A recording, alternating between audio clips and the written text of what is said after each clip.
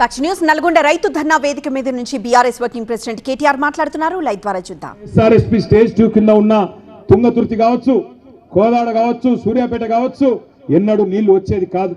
అదే విధంగా ఎన్ఎస్పీ కింద కూడా ఎన్నడూ టైలెంట్ గ్రామాలకు నీళ్లు ఇచ్చే పరిస్థితి లేదు.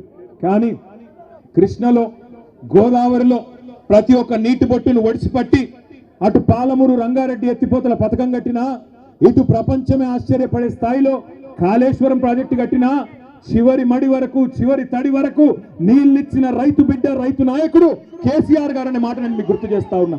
ఇవాళ ఎవరెవరో రావచ్చు, ఏదేదో మాట్లాడచ్చు. వస్తుంటే మా చిరుమర్తి లింగయ్య గారు పెద్ద కాపర్తి లాపిండు. లింగయ్య గారు ఆపి, అన్న జెండా ఎగిరేసి పో అన్నాడు. జెండా ఎగిరేసి కాడికి పోయినా నేను. పోతే అక్కడ ఒక రైతన్న వచ్చినాడు. వచ్చి, అన్న ఒక మాట అక్కడ చెప్పు నల్లగొండలా అన్నాడు. ఏం చెప్పాలి అంటే, ఏం లేదన్నా, మేమందరం కూడా నల్లగొండ జిల్లాలో పాలిచ్చే ఆవును వద్దనుకొని తన్నే దున్నపోతుని తెచ్చుకున్నాం, అందుకే మాకు కర్మ పట్టింది అని చెప్పమన్నాడు. ఆయన చెప్పిండు, నేను చెప్తలేను. పెద్ద కాపర్తి రైతు చెప్పిన మాట నేను చెప్తున్నా.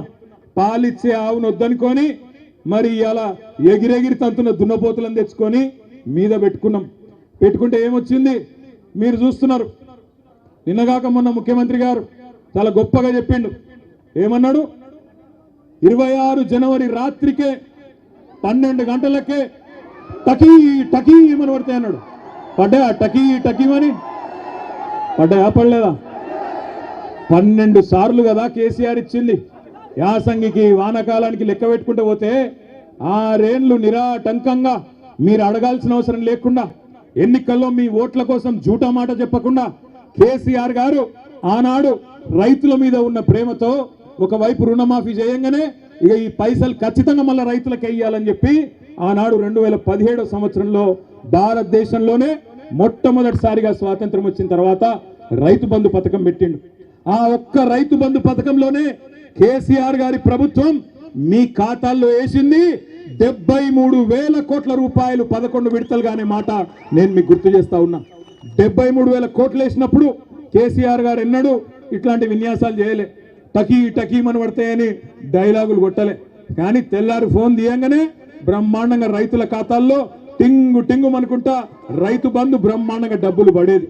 కానీ ఈ ముఖ్యమంత్రి, ఈ కాంగ్రెస్ పార్టీ వీళ్ళెవ్వరు మీకు కొత్తోళ్ళు కాదు. నిజానికి 55 ఏళ్ళు చూసిన వాళ్ళే ఈ నల్లగొండ జిల్లాలో తాగునీటికి ఇబ్బంది అయ్యి ఆఖరికి మన పిల్లల బొక్కల్లో మూలుగా చచ్చిపోయేందుకు కారణమే కాంగ్రెస్. నల్లగొండ జిల్లా బిడ్డలు జీవోత్సవాలుగా మారినంటే దానికి కారణమే కాంగ్రెస్. నల్లగొండ రైతులు అవస్థపడ్డారంటే దానికి కారణమే కాంగ్రెస్.